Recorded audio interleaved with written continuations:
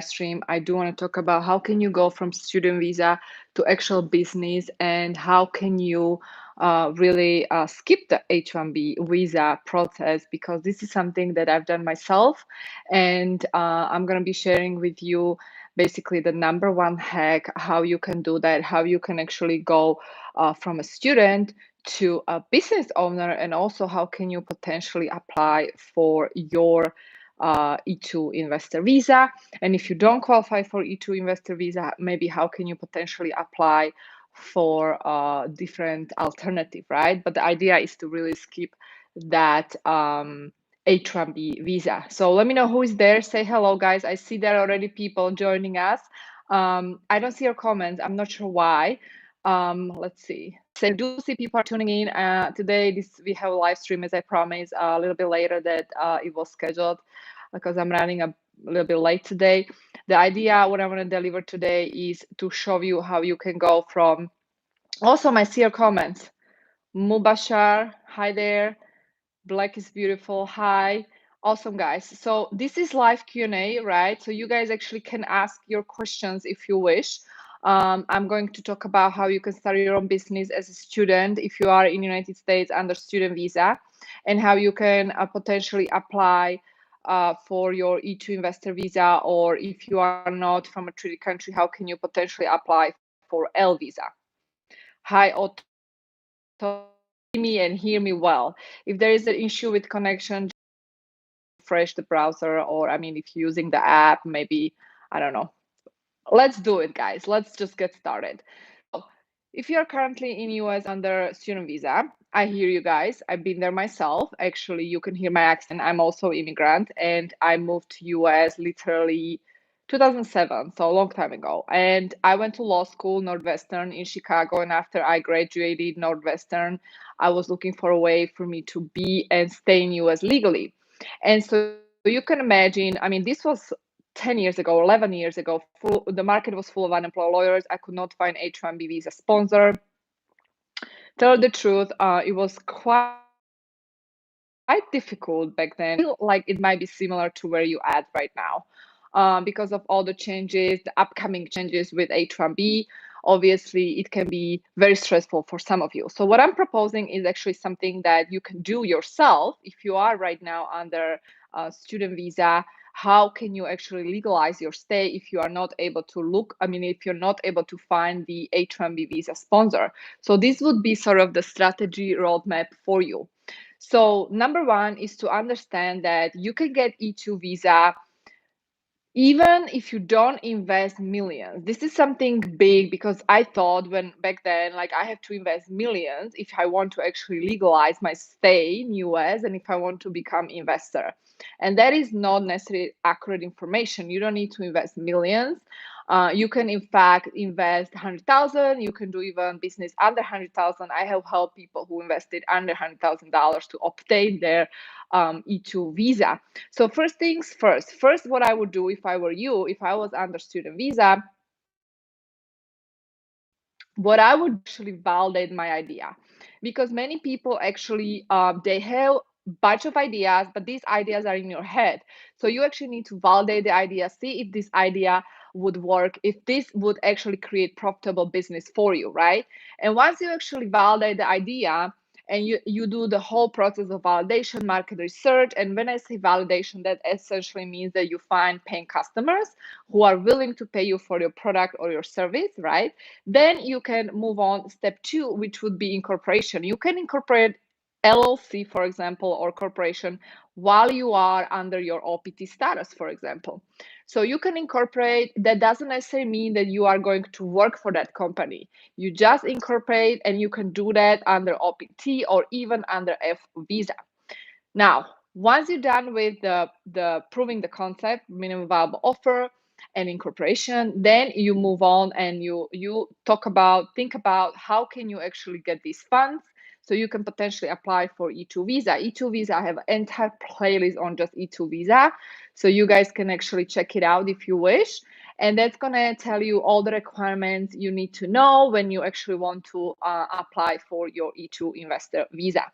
And so one of them is that you actually need to invest, right? So you need to invest substantial amount of capital, which essentially means that it has to be enough for your business model, which means that your business needs to generate more than minimum living expense of yourself and your family.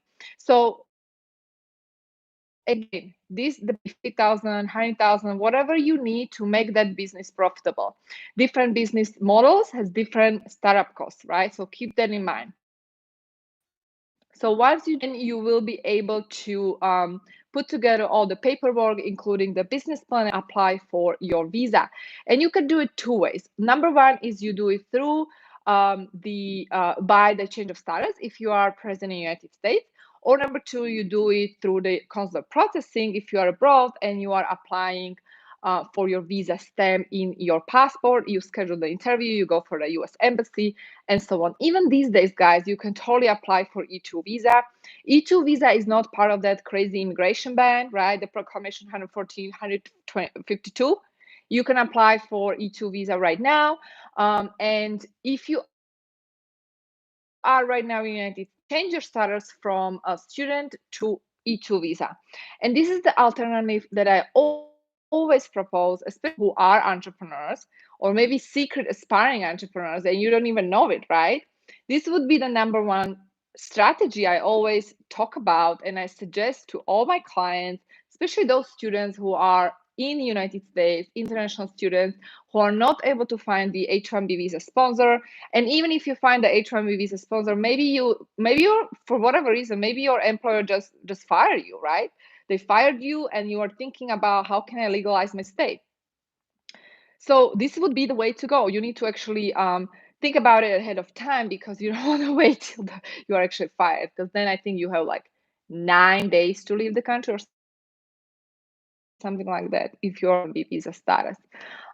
So I hear you totally, because I was in the same exact position, in fact. And I remember, in fact, I did find H-1B visa sponsor, and this was before expiration of my OPT, and we actually filed for H-1B, but then the guy disappeared because we got the request for additional evidence, and the guy was not able to provide that evidence, and he just vanished. So then I was literally forced to start my own company, and that's how I basically started my first business, and this was 11 years ago. Yeah, long time ago. So I hope it makes sense, guys.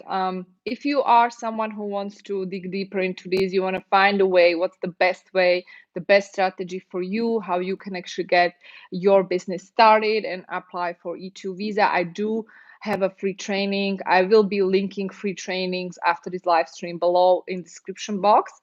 So you guys can definitely tune into that free training and learn everything you need to know how you can do that. And if you're someone who is not from a treaty country, then you can consider alternatively L visa.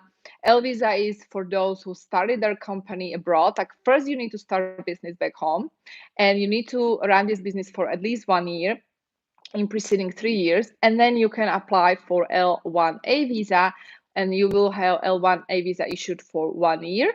And this would be alternative for those who are not eligible for E2 visa because you are not from a treaty country. For example, if you are from India, this would be way to go, an alternative for you. So I hope that this strategy works for some of you. Obviously, this is perfect strategy for aspiring entrepreneurs, business owners. With L visa, you don't even have to worry about the investment, right? But what you need to worry or be aware is that you need to have existing business first. So existing business means that it's first in your home country, and then you are extending and opening up affiliate office in the United States. Okay, guys?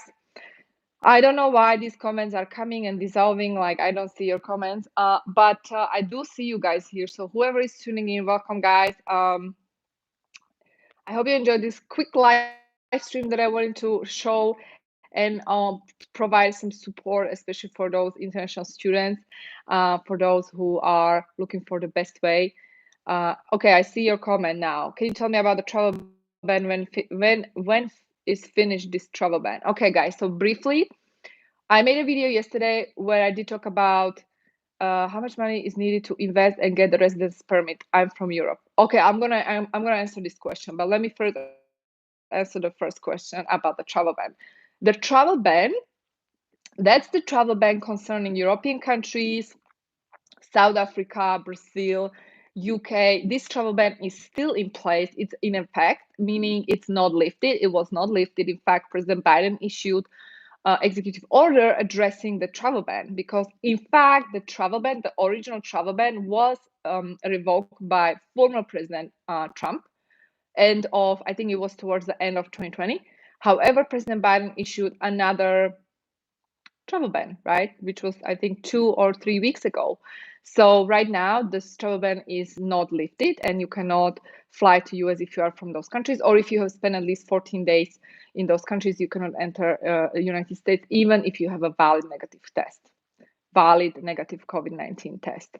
Now the immigration ban is still in effect till end of March. People keep asking me, do you think that this immigration ban is going to be extended? And my answer is, I hope not. I hope not. I hope not. It's 6 weeks to go till expiration of the proclamation and executive order 952 immigration ban. So 6 weeks to go. I hope it's not going to be extended. I mean, obviously, this would really be super negative, and it's going to impact even the economy of the United States in a big way. Not to mention the fact that you are separated from families and so on. So I really hope it's not going to be extended. So 6 weeks to go, unless President Biden is going to revoke that immigration ban earlier. Okay, which is the hope that we all have. And to answer your question, what was the question? How much do you need to invest to get a permanent residency? Great question. And here's the answer. You need to invest, if you are interested in EB-5 visa, you need to invest into direct investment, meaning it's going to be your business. You need to invest 1.8 million, or if it's employment, if it's area with high unemployment rate, but guys, there are many high unemployment rate areas these days. Many. Okay. So in that case, it's 900,000. So 900,000 minimum. We're talking about creation of your business. You are the founder, you're the owner, and you are the main investor, right? So in that case, it would be 900,000. See, I see another question. When will the ban be removed? Which guys? The travel ban or the immigration ban? The travel ban, I don't know when is that going to be removed. I hope so. It's not going to take forever to be lifted, because obviously many people who are traveling even from European Union now, they cannot literally directly fly to US and enter the US even though they have negative test. So I don't really know the logic behind it. Why do you need to? What's the point of not of entering and banning people? Yeah, as an EU passport holder, I can stay out of EB-5 for a green card. What's your question, Ra? Yeah, I was talking about the EB-5 process, the $900,000 if you invest into targeted employment areas. These are high unemployment areas, which you have way better opportunities these days, because there are unemployment areas in the United States right now compared to, I don't know, past 2 years ago. So yeah, so the travel ban is in place. It's not going to be lifted. I don't know when it's going to be lifted. And when it's to that are asking about, that immigration ban should expire at the end of March. The travel ban and immigration, I think that I lost the question because it appears and then it just disappears. So can you ask again? I saw there was a question about travel ban and immigration ban.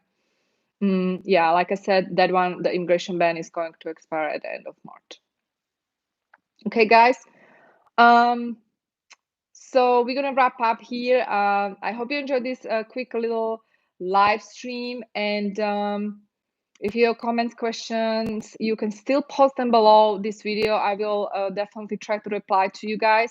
And if you need to book a consultation, I will actually link a consultation link, how you can schedule a call with me in description box below.